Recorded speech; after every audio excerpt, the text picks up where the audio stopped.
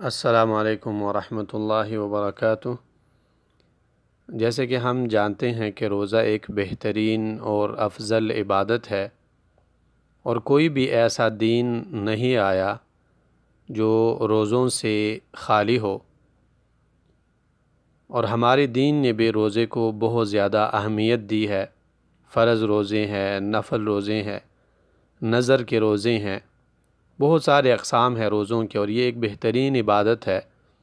اور اگر ایک انسان چاہے کہ اسے زندگی بھر روزوں کا ثواب ملتا رہے، تو اللہ کے رسول صلی اللہ علیہ وسلم نے یہ طریقہ ایک حدیث میں ذکر کیا ہے۔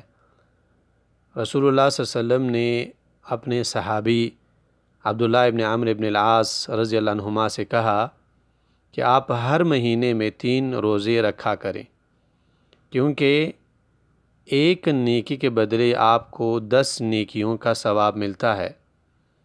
تو ایک روزے کے بدلے آپ کو 10 روزوں کا ثواب، اور 3 روزوں کے بدلے آپ کو مہینے کا ثواب۔ اور اگر آپ ہر مہینے میں روزے رکھتے جائیں تو گویا کہ آپ نے پورے سال کے روزے رکھے ہیں۔ اور اگر آپ ہر سال اسی طرح ہر ماہ میں روزے رکھتے جائیں تو گویا کہ آپ نے پوری زندگی روزے رکھے ہیں۔ اور یہ حدیث بخاری میں ہے 1976، اور مسلم میں ہے 1159 نمبر پہ۔